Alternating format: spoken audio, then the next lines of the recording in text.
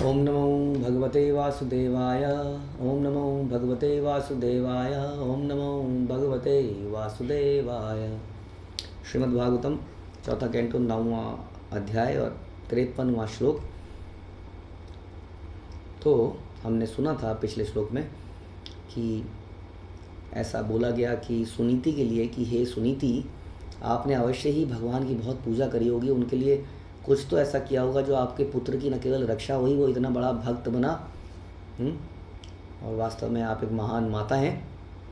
मैत्री मुनि ने आगे बताया, लाल्यमानं जनैयेवं ध्रुवं सा भ्रातरं नृपः आरोप्य करिणीं हृष्टः स्तूयमानः अविशत पुरम्। हे विदुर, सभी लोग जब इस प्रकार से ध्रुव महाराज की बड़ाई कर रहे थे तो राजा अत्यंत प्रसन्न था। जहाँ पर प्रेम होता है वहाँ पर बड़ाई सुनकर, ग्लोरिफिकेशन सुनकर ठंडक पहुँचती है अंदर। और जहाँ पर द्वेष, ईर्ष्या जहाँ होती है वहाँ किसी की बड़ाई सुनकर द्वेष पैदा होता है। अरे तुम्हारे तो हाँ पति बड़े अच्छे हैं, क्या अच्छे हैं, मुझे पता है क्या अच्छे हैं, तुम्हें क्या पता है, सब लोगों को वही अच्छे लगते हैं, मेरे से पूछो ज़रा। तो इसका मतलब पति पत्नी में कुछ समस्या है आपस में, नहीं तो क्या लगेगा, अंदर से हर्ष होगा, हाँ है ना।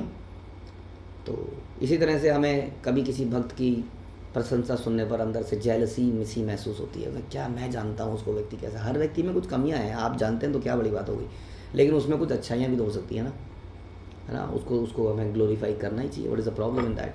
तो हमें नेचर ऐसा बनाना चाहिए कि हम किसी की ग्लोरिफिकेशन, किसी की प्रशंसा सुनने पर ईर्ष्या ना महसूस हो, हमें अच्छा महसूस हो, बल्कि 2-4 प्रशंसाएं हम भी साथ में कर दें। हाँ आप बिल्कुल ठीक कह रहे हैं, मेरे को भी ऐसा लगा, मैंने भी ऐसा सुना था। तो एनीवे, राजा उत्थानपाद बड़े प्रसन्न थे कि उनके बेटे की प्रशंसा हो रही है। उनको ये नहीं था कि बेटा का बाप तो यहाँ पे खड़ा है, मेरी प्रशंसा ना होगी, मेरे बेटे की प्रशंसा करे जा रहे हैं। उसने ध्रुव तथा उनके भाई को एक हथनी की पीठ पर सवार कराया।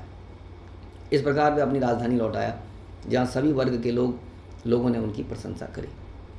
तो वास्तव में जब हम भगवान से कनेक्ट हो जाते हैं तो हमारा रियल फेम चालू होता है।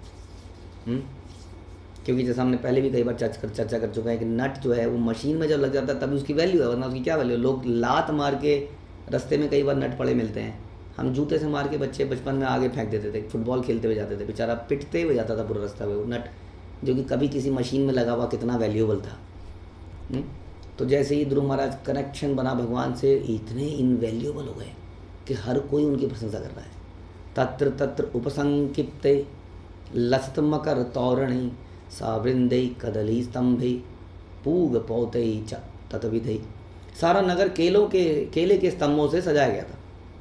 केले के पेड़ बहुत हुआ करते थे। घबराने की बात नहीं है कि लोग केले के पेड़ क्यों काट देते हैं, बेचारा केला मर जाता है।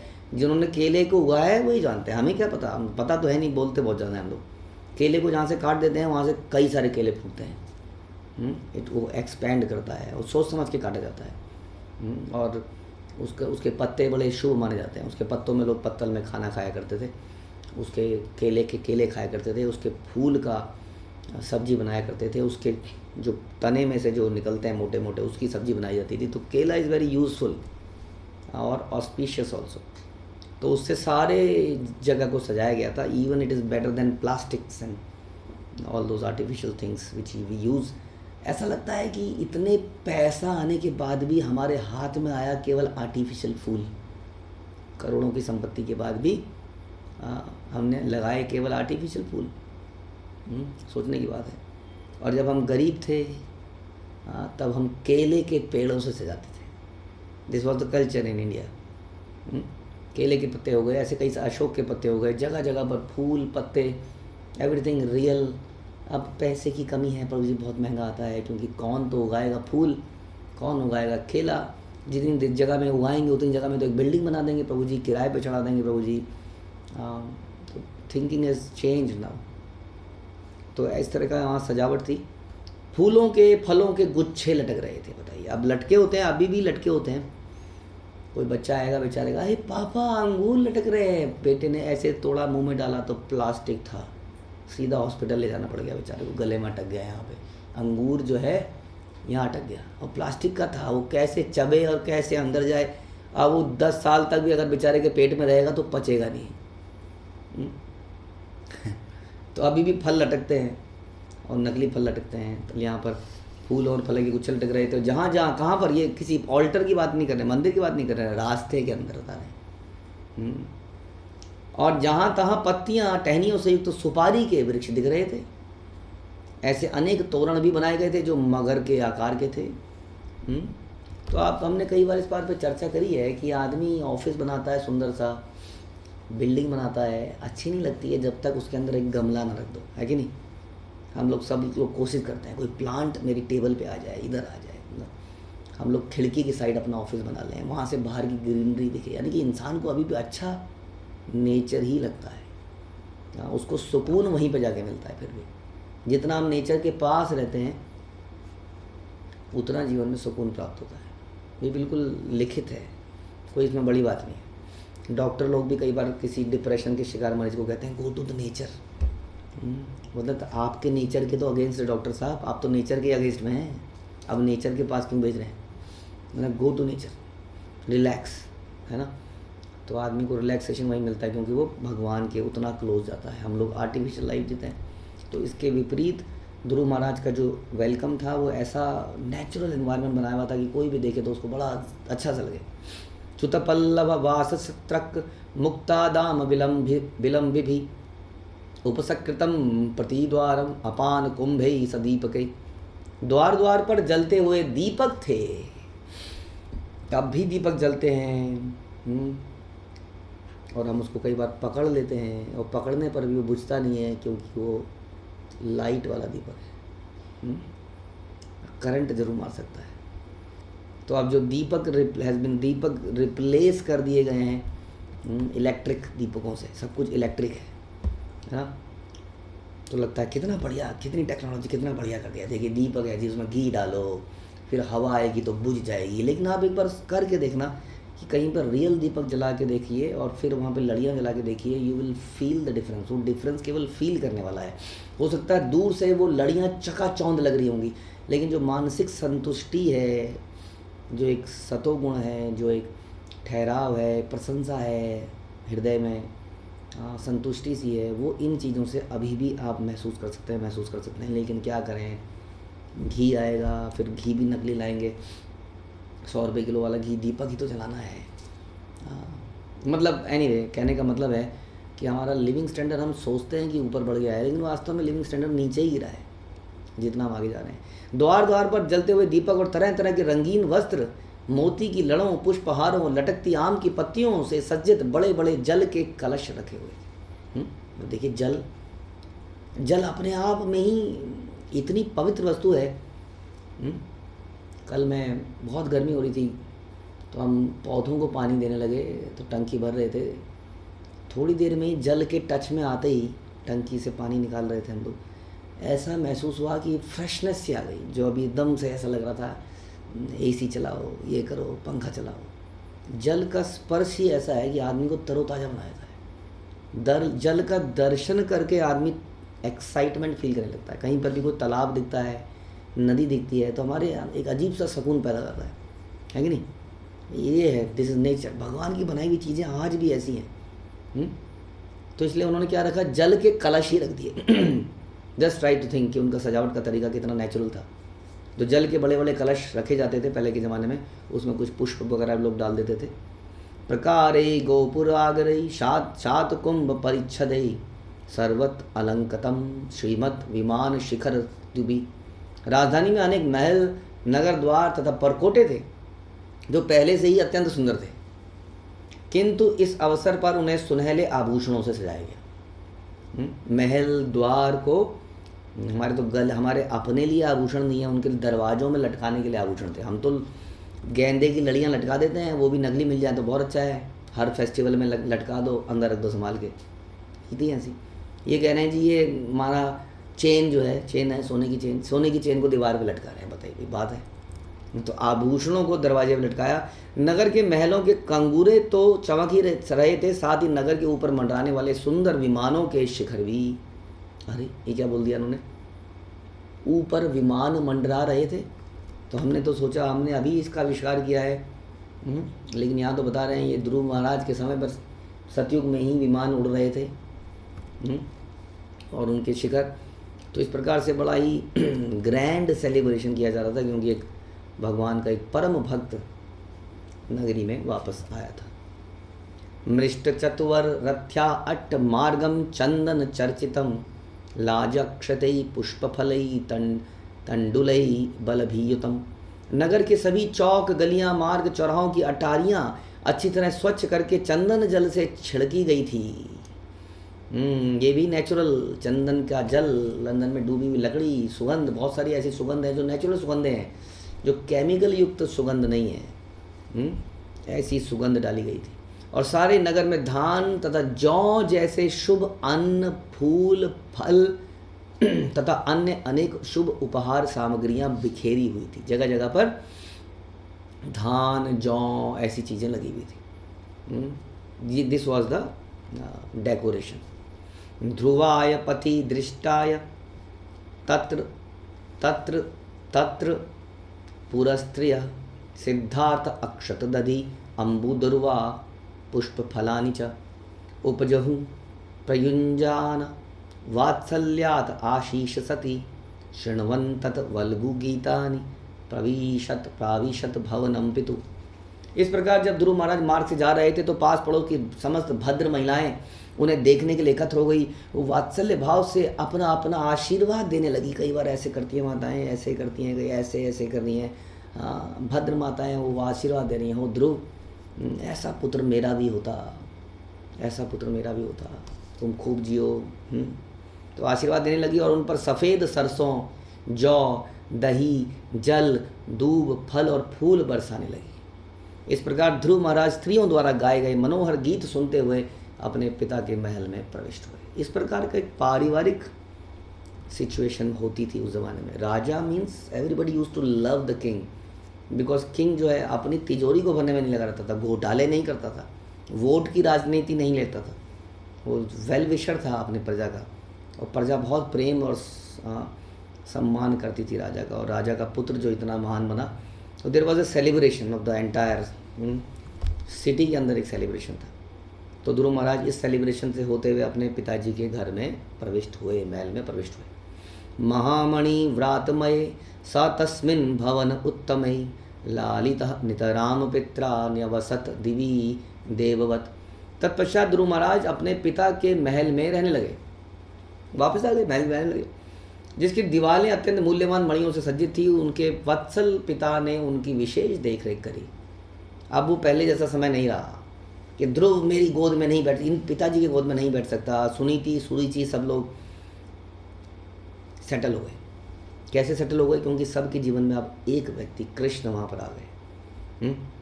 इस पूरी घटना ने पूरे परिवार को कृष्ण भावनामृत कर दिया। इस प्रकार से यदि हमें पारिवारिक एकता चाहिए तो सबको कृष्ण भावनामृत बनाना चाहिए। वो झूठे लोग हैं जो कहते हैं कि इस्कॉन वाले परिवारों को तोड़ते हैं। अगर आप कृष्ण को अपना के तो देखिए, फिर देखिए कैसे पारिवारिक एकता, ऐसी एकता बनेगी जो कभी टूटेगी नहीं। आज जब संसार में संयुक्त परिवार टूट रहे हैं तो इस्कॉन के मेंबर्स एक अनोखा संयुक्त परिवार बना रहे हैं, जो कि ब्लड रिलेटिव ना होते हुए भी साथ में रह रहे हैं, शांति से रह रहे हैं, सेवा में लगे हुए हैं, बिकॉज उन सब के जीवन का आधार कृष्ण है। हाँ, हम सब अपना अपना आधार खुद का बना लेंगे तो कैसा भी परिवार बना लें वो कभी संयुक्त रह नहीं सकता है। हाँ, तो इस प्रकार से यदि हम सब कृष्ण को अपना लें तो हमेशा पारिवारिक संबंध अच्छे रहेंगे। जैसे कि यहाँ पर हो गए सुनीति, सुरुचि, उतानपाद, उत्तम, ध्रुव, ये सब बड़े ही खुशी से उसी घर में रहने लगे और पिताजी ने बहुत देख रेख की व्यवस्था कर ली थी। और इस प्रकार से रहते ध्रुव महाराज रहते थे, देवता लोग रहते हैं, इतना उनको ऐश्वर्य प्राप्त हुआ। पया फेना निभाशय्या दांता रुक्म परिच्छदा आसनानी महारहाणी यत्र डॉकमा उपस्करा। महल में जो शयन शैया थी वह दूध के फेन के समान श्वेत थी, बड़ी मुलायम थी। अब सफ़ेद रंग जो बड़ा अट्रैक्टिव लगता है हर चीज़ में, बट प्रॉब्लम यह है कि सफ़ेद रंग बड़ी जल्दी मैला हो जाता है। अब कोई कहाँ अपने रजाइयाँ बिस्तरे सफ़ेद रंग के बनाता है, मतलब 2 दिन में काले पड़ जाएंगे तो जी। लेकिन यहाँ पर सारी व्यवस्था एकदम सफ़ेद रंग थी, अत्यंत मुलायम। उसके भीतर की पलंग हाथी दांत की थी, जिसमें सोने की कारीगरी थी, कुर्सियाँ, बेंचें और सारे सामान सोने के बने हुए थे। यत्र स्फटिक कुड़येषु महामार कतेषु च मणि प्रदीपा आभांति ललना रत्न संयुता। राजा का महल संगमरमर की दीवारों से घिरा था, दीवारों पे संगमरमर था, फर्श पे नहीं, जिन पर बहुमूल्य मरकत मणियों से पच्चीकारी की गई थी, पच्चीकारी, हाँ काला वो जो बनती है, और जिन पर हाथ में प्रदीप्त मणि दीपक लिए सुंदर स्त्रियां जैसी मूर्तियां लगी थी, ऐसी खड़ी हैं, उनके ऊपर दीपक जल रहा है, इस प्रकार का वहाँ पर व्यवस्था है।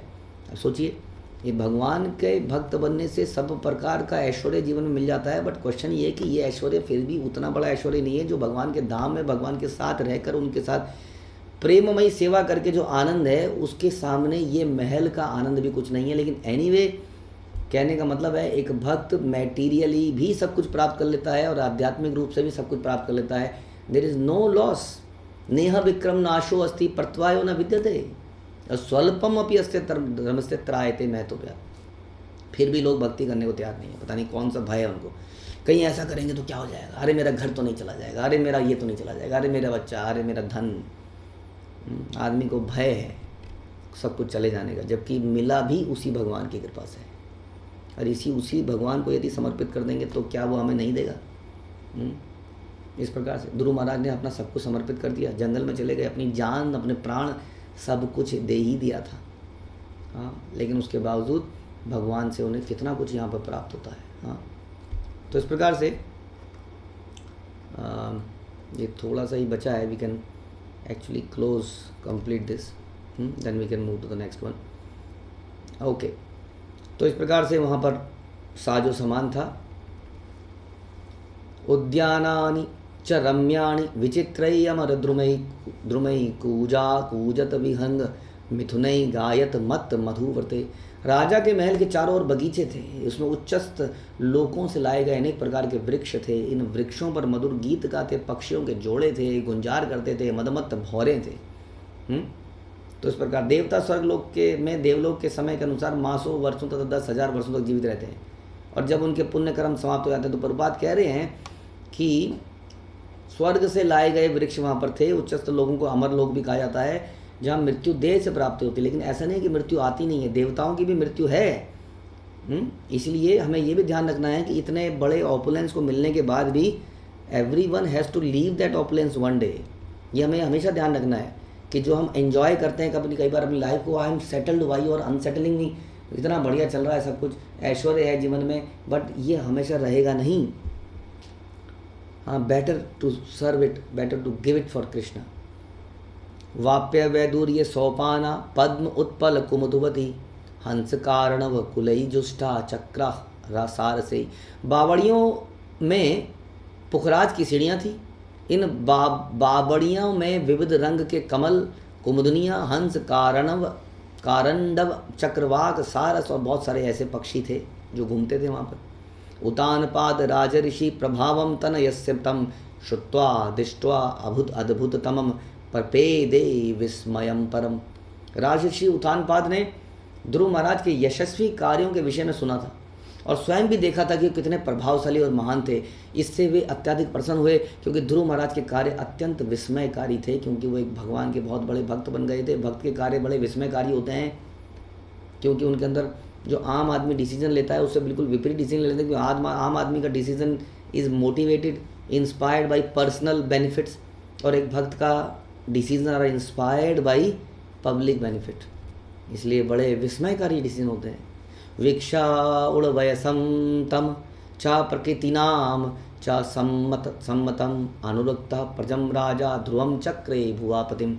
तत्पश्चात जब राजा उतानपाद ने विचार करके देखा कि ध्रुव महाराज राज्य का भार संभालने के लिए समुचित बड़े हो चुके हैं, प्रौढ़ हो चुके हैं, और उनके मंत्री भी सब सहमत हैं कि ध्रुव महाराज इज ए कैपेबल पर्सन, तथा वो राजा को, प्रजा को, सबको प्रिय हैं। प्रजा भी मानती है कि ध्रुव महाराज हमारे संरक्षण बने, अगला लीडर ध्रुव हो, तो उन्होंने ध्रुव को इस लोक के सम्राट के रूप में सिंहासन पर बैठा दिया। तो ये तरीका होता था बैठाने का।